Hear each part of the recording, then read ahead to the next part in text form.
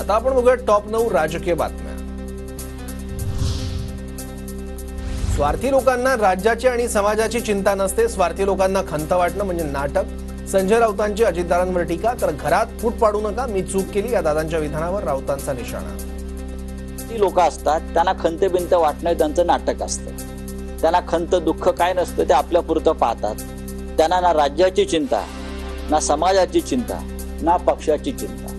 मी माझा बस आणि माझा खोका याच्या पलीकडे त्यांचं काही नसतं।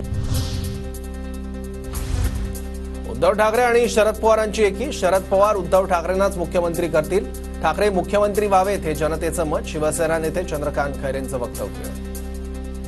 शरद पवार साहेबांची जवळपास खूप चांगलं एकी आहे, त्यामुळे उद्धवजींना सुद्धा शरद पवार साहेबच मुख्यमंत्री करतील।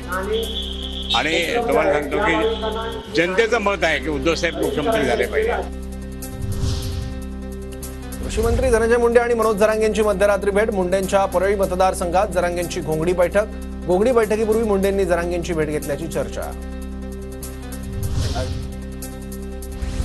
मंत्र्यांना घोंगडी बैठकीची भीती का वाटते? धनंजय मुंडे जरांगे भेटीवरून अंबादास दानवेंचा सवाल, भीती वाटत असेल तर जनतेचे प्रश्न सोडवा, दानवेंचा सल्ला।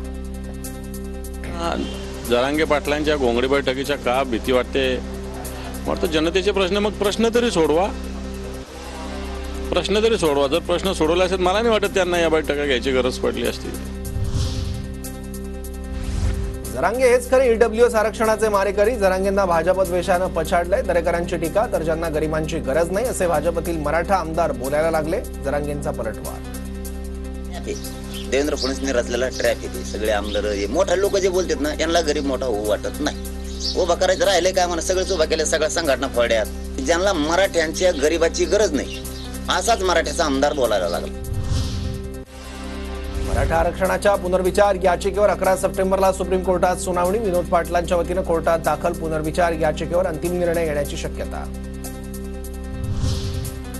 अजितदादा गटाचे आमदार चेतन दुपेंविरोधात भाजप कार्यकर्त्यांची घोषणाबाजी, हडपसरमध्ये विकास कामाचं श्रेय घेताना भाजपला डावलल्याचा आरोप, मांजरी उड्डाणपुलाच्या नामफलकाला भाजप कार्यकर्त्यांनी फासलं काळं।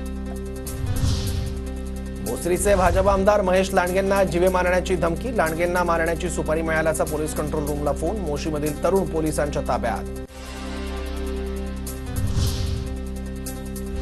मालवणमधील छत्रपतींचा पुतळा दिवसा पडला म्हणून इतर अनिष्ट टळलं, जर पुतळा रात्री पडला असता तर ते इतर धर्मियांवर टाकलं गेलं असतं, भास्कर जाधव यांचं वक्तव्य।